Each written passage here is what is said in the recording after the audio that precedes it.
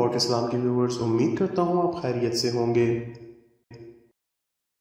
ناظرین، آج میں آپ سے ماں کی نافرمانی کے متعلق ایک واقعہ شیئر کرنے جا رہا ہوں جو کہ حقیقی اور ایک سچا واقعہ ہے جس کی سزا اسے دنیا میں دی گئی۔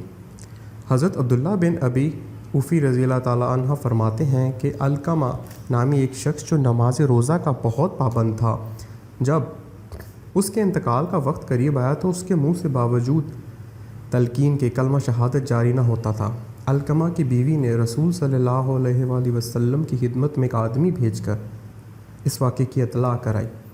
آپ صلی اللہ علیہ وآلہ وسلم نے دریافت فرمایا، علقمہ کے والدین زندہ ہیں یا نہیں؟ معلوم ہوا کہ صرف والدہ زندہ ہیں اور وہ علقمہ سے ناراض ہیں۔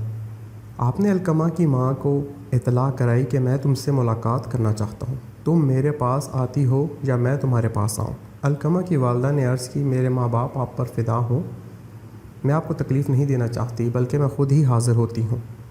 چنانچہ بڑھیا رسول صلی اللہ علیہ وآلہ وسلم کی خدمت میں حاضر ہوئی۔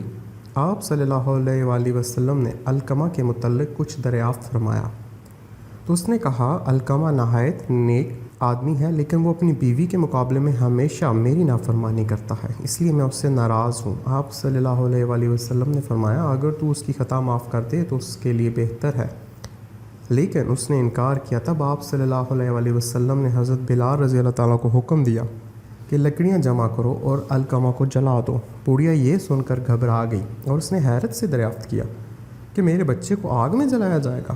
آپ صلی اللہ علیہ وآلہ وسلم نے فرمایا، ہاں، اللہ کے عذاب کے مقابلے میں ہمارا عذاب ہلکا ہے۔ خدا کی قسم، جب تک تو اس سے ناراض ہے نہ اس کی نماز قبول ہے اور نہ کوئی صدقہ قبول۔ بوڑھیا نے کہا، آپ صلی اللہ علیہ وآلہ وسلم کو اور لوگوں کو گواہ کرتی ہوں کہ میں نے علقمہ کا قصور معاف کر دیا۔ آپ صلی اللہ علیہ وآلہ وسلم نے لوگوں کو مخاطب کرتے ہوئے فرمایا، دیکھو علقمہ کی زبان پر کلمہ شہادت جاری ہوا ہے کہ نہیں؟ لوگوں نے عرض کی، یا رسول اللہ، علقمہ کی زبان پر کلمہ شہادت جاری ہو گیا، اور کلمہ شہادت کے ساتھ انہوں نے انتقال کیا۔ آپ صلی اللہ علیہ وسلم نے علقمہ کے غسل و کفن کا حکم دیا اور خود جنازے کے ساتھ تشریف لے گئے۔ علقمہ کو دفن کرنے کے بعد فرمایا، مہاجرین اور انصار میں سے جس شخص نے اپنی ماں کی نافرمانی کی یا اس کو تکلیف پہنچائی تو اللہ کی لعنت، فرشتوں کی لعنت اور سب لوگوں کی لعنت ہوتی ہیں۔ خدا تعالیٰ نے اس کا فرض قبول کرتا ہے نہ نفل، یہاں تک کہ وہ اللہ سے توبہ کرے تو اپنی ماں کے ساتھ نیکی کرے اور جس طرح ممکن ہو اس کو راضی کرے۔ اس کی رضا کی رضا مندی پر موقوف ہے اور خدا تعالیٰ کا غصہ اس کے غصے میں پوشیدہ ہے۔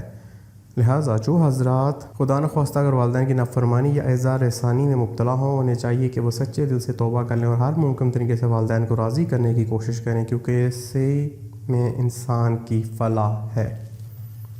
اللہ تعالیٰ ہم سب کو ماں باپ کا تابعدار، جن کے فوت ہو چکے ہیں، جن کے زندہ ہیں، ہم سب ان کی مغفرت کے لیے دعا کرتے ہیں۔ اللہ تعالیٰ ہم سب کو نیک عمل کرنے کی توفیق عطا فرمائے۔ مجھے دعا میں یاد رکھیے گا۔ جزاک اللہ۔ اگر میری ویڈیوز پسند آئی ہیں اور آپ کوئی مجھے سجیشن دینا چاہتے ہیں تو اپنی قیمتی رائے کا اظہار کامنٹس کے ذریعے کیجیے، کیونکہ آپ کے کامنٹس میرے لیے بہت معنی رکھتے ہیں۔ مزید اچھی اسلامک ویڈیوز کے لیے ہمارے چینل کو سبسکرائب کیجیے اور نیکی کے اس کام میں ہمارا ساتھ دیجیے۔